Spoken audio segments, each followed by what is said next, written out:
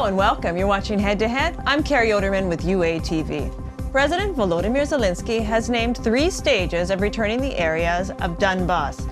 This is ceasefire, reconciliation, and safe reintegration of the occupied territories. Ukraine's head of state believes the approach to the return of Donbas and Crimea should be balanced and pragmatic. How exactly can it be achieved? To talk more about this, we're joined in the studio today by Taras Kuzio. He's a professor of the Department of Political Science at the National University of Kyiv, Mohyla Academy, and an expert in Ukrainian political, economic, and security affairs. He is also the author of a book called Putin's War Against Ukraine. Thank you for taking the time to join us today. Thank you. You were just at the security conference in Lviv, and you had some pretty concise opinions about Zelensky's 3-step reintegration plan. You said he might need a plan B. Well, I don't think he's got a plan A, never mind a plan B, and his plans will not work. I mean, just for example, on the question of Crimea, I mean, he, like most Ukrainians, believes that the Crimean question and Donbas question are one and the same thing, which they are. They're all to do with Russian military aggression. But Russia has said categorically that it rules out any negotiations on the Crimea, as it believes the Crimea is a closed question. So why is President Zelensky bringing up the Crimea? Secondly, let's not forget that Russia's official position is that it's not involved in the war. We all know that's a joke. We all know that that's not serious, but that is what Russia officially says. It says that we're not involved. This is a civil war, that you need to negotiate with the 2 separatist republics. Now, majority of Ukrainians refuse to countenance the idea of negotiating with what they call terrorists. That's usually the case in these kinds of conflicts. So that, plus the very fact that he hasn't really defined what is reintegration, what does it actually mean? And the big question is, who's going to pay for it? Well, you're asking about what it is and what it means. If he doesn't know what it means, what do you think it means? What do you think he means, or it should mean when you're talking about reintegration? He wants quick fix populist successes, like with the exchange of prisoners. It's not going to happen because Putin is not somebody that is willing to kind of do a compromise. If he was more intelligent, Putin, he would be, but he's a former KGB officer. He's a Russian chauvinist towards Ukraine. He sets forth demands. He doesn't go for compromise. Compromise for Putin is a sign of weakness. And therefore, the idea that Putin will somehow soften his approach, no. Reintegration is problematical for all sorts of reasons. Firstly, the question of who's going to pay for it. Majority of Ukrainians, an opinion poll just a few days ago, said that Russia should pay for it. Russia today, official position said, no, we're not paying for it. Why should we? We're not involved. We have nothing to do with it. Nothing to do with it. So does that mean that the Ukrainian taxpayer should pay for a war that Russia launched against Ukraine? And we're not talking about a few pennies here. We're talking about billions of dollars. Now, some of that will come from the West, of course. But nevertheless, we're talking about a huge expense. And secondly, what do you do with 35,000 troops, which is what the Russians have created in the Donbas, this separatist army? That's larger than half of the NATO members' armies. It's a huge army. And this is not a few terrorists like I grew up with in Northern Ireland, who had just had Kalashnikov rifles. They have tanks, they have armored personnel carriers, they have surface-to-air missiles. This is a fully fledged army. How do you reintegrate that? Well, the Ukrainian side says they should be all disbanded, the weapons should be given back to Russia, and then they should all presumably go back to being coal miners. But Russia says, no, these should be transformed into a kind of a local police force, security force. Well, Ukraine could never agree to that. And if Zelensky tried, he would probably be impeached. The idea that 35,000 security forces created by Russia somehow become a new police force controlled by Moscow is just not on. So I think that he is actually whistling in the wind if he thinks this is going to go anywhere. There were rumors in Lviv, and one of the things I read today suggests that those rumors are true, and that is that if these steps that you're talking about fail, then the other option they're talking about is what they call the Northern Cyprus option. Now, that basically means, okay, we've tried, we failed, to hell with you. You have your own separate state.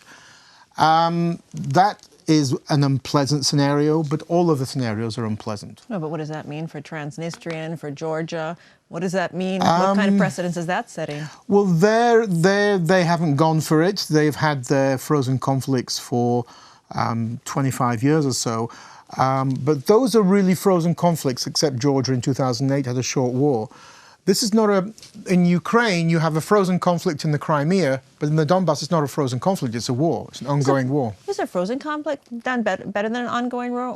Well, possibly, yes. So if you go for a Northern Cyprus option, then you're basically freezing it and saying, we can't do anything about it, have your own state, and then Ukraine is no longer responsible, really, for it. Okay, for lack of a better expression, Zelensky had a 70% approval rating. Something like that is a comfortable position to be in and easy to get used to. Right. There's really no place to go but down from there. Right. This conflict, this solution that he's looking for in the Donbas has caused people to come to the streets. There's this no capitulation movement. Is there anything he can do to come out of this ahead? And the question is he playing the short game for the next election, or is he playing the long game for the greater good of Ukraine? Well, I think he's doing it for his own personal popularity. I think that politicians like him believe that the 70% are his voters. They're not his voters. The 70% majority of those people voted not for him. They voted against the old guard. I mean, you're right. Ukrainians are not Russians. They're very impatient, so they want results today, i.e. people, senior elites in jail. Citizens and politicians want results. Citizens and politicians. I think Zelensky is trying to fulfill an election pledge that all of the presidential candidates had, by the way, but none of them, including Zelensky, had any concrete details about how to implement peace. You can't implement peace with a country led by somebody like Putin because he doesn't understand compromise. He is not after the Donbas, he's after Ukraine. He wants Ukraine back. All right, now, maybe we're approaching this from the wrong viewpoint. We're talking about what Zelensky can do to have success. Right. Let's look at what Putin's doing. There's been a lot of talk that he doesn't really want Donbas, but he's using that as a negotiation chip. And you're saying something different. You're saying that he might not want to give up Donbas. Do you put any stock in the theory that the Donbas is kind of the poker chip? The Donbas is meant to be a Trojan horse for Ukraine. That's what Putin sees it as. He doesn't want to annex the Donbas. Donbas has no kind of nationalistic or psychological importance for Russian nationalism. Crimea, yes, but not Donbas. So what he wants is the Donbas to come inside Ukraine as a Trojan horse, and through the Donbas control politics and foreign policy in Kyiv. So, for example, what Putin wants is not only for the constitution to be changed to give special status to these regions, but also for Ukraine to adopt a neutrality, a Finlandization, which would mean forget NATO and EU membership down the road, and a kind of a federal type system, which would make Ukraine a very weak country. So Putin has a whole range of things that he wants from Ukraine, because what he wants is Ukraine back. He refuses to accept that Ukraine can move to Europe. That was why there was the aggression in 2014. That was why his reaction was so severe to the Euromaidan. And I'm not sure Putin President Zelensky quite understands what is behind Putin's motives. Zelensky, remember, he's a rock star. He thinks he's a rock star. He's quite arrogant, as is typical for people from that kind of background. So what he thinks is that if I have a personal meeting with Putin, I'll be able to convince him to go down this road. I'll be able to do it differently or better. This trap that many new politicians fall into. He won't. What he'll have to be careful of is that Putin doesn't steal his wallet. So what would you recommend? If you could be a bird on his shoulder. Well, I mean, it's very difficult. But I would say that do one step. Sure, it might not be very popular, but then demand that Russia does a counter step. I think if you're trying to do a number of steps and then wait for Russia, that is going to lead to the wrong kind of reaction inside Ukraine. I was in eastern Ukraine over the weekend, in Dnipro. There's a capitulation, a note to capitulation. It's not just a West Ukrainian thing, it's the East Ukrainian thing. Dnipro has the highest number of casualties of Ukrainian soldiers in Ukraine. So this is more than, and that's his oblast, that's his region. So I think if you do step by step, demanding that Russia does a reciprocal step, that's maybe one way. Some small improvements in people's conditions. The obstacle is going to be, as we keep seeing with the attacks, even when the Ukrainians are trying to pull back, because there has to be 7 days of peace before they pull back, is that let's not forget that the local separatists may not want peace. What do the local separatists want? They want either to be annexed by Russia like the Crimea was, or to continue running their little mafia states. They don't want to go to Ukraine. They have no future inside Ukraine. They fear that if Ukraine reintegrates, they'll go to jail. Because the majority of Ukrainians, according to opinion polls, do not accept the right that they should be given amnesty. So it's extremely complicated issue. I think the problem that Zelensky has is twofold. He's not very good, which is surprising because of what he comes from, the media business, in presenting what he's trying to do. He's not very good at communicating to Ukrainians. What am I trying to achieve here? What are my steps? What are my objectives? And he's not very good at putting substance into his plans and Plan A.